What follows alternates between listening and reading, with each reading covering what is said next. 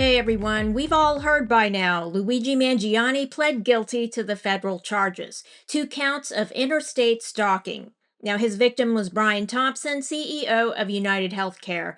Almost immediately after Mangione pled guilty, his defense team filed a motion to dismiss the state charges, which consist of second-degree murder, possession of a forged instrument, and numerous counts of criminal weapons possession.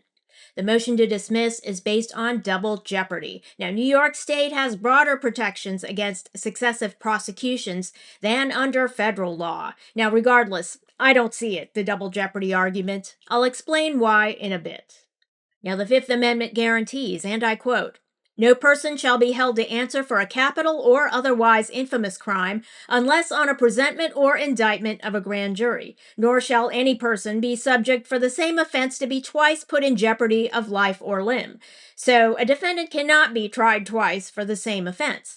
I'm trying to get hold of the motion to dismiss now, which was filed under New York State's broader protections against double jeopardy. So theoretically, the defense team could pull off a miracle that would not pertain under federal law.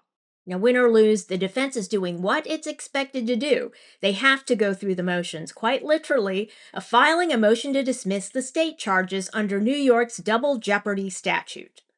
The defense attorneys are very well respected on Mangione's side. Now, after the guilty plea, they gave speeches to the media in which apparently they tried to portray Mangione as a folk hero, which is all I needed to know about their speeches. Now, what they're doing with the speeches and the motion to dismiss on double jeopardy grounds is their job. They're representing their client. Now, the double jeopardy argument is a long shot, but they have to give it a try, especially since they have a state statute to work with which provides broader protections than federal law. Now, on the federal side, the Supreme Court has spoken clearly as to when 2 criminal offenses constitute the same offense. It's called the Blockberger test, based on a case from 1932, Blockberger v. United States, which has stood the test of time. Now, just this year, 2026, the Supreme Court of the United States affirmed the Blockberger test, which compares the elements of the criminal statutes in question. Compare 2 statutes. Do the elements of each statute require proof of a fact that the other does not? If so, then they're not the same offense, and there is no double jeopardy because it means that the legislature enacted 2 separate crimes carrying separate punishments.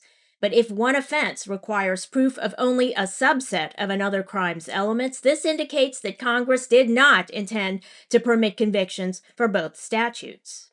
Now, the main reason for the controversy being that if there are 2 separate crimes, they carry 2 separate punishments, and the defendant can be convicted of both crimes and serve 2 separate sentences.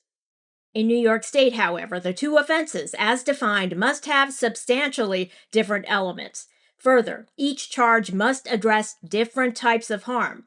For example, drug possession versus drug use. Different harms, no double jeopardy. Assault on a person versus homicide. Different harms, no double jeopardy. Federal tax evasion versus New York State tax evasion. Different harms, no double jeopardy. In Mangione's case, the federal crimes are stalking charges. The state charges include second-degree murder. In my view, those are different harms. Now, the federal court even ruled that stalking is not inherently a crime of violence, although the feds argued vehemently that it is. Now, the New York judge has to defer to the federal case law, so I don't see a double jeopardy issue.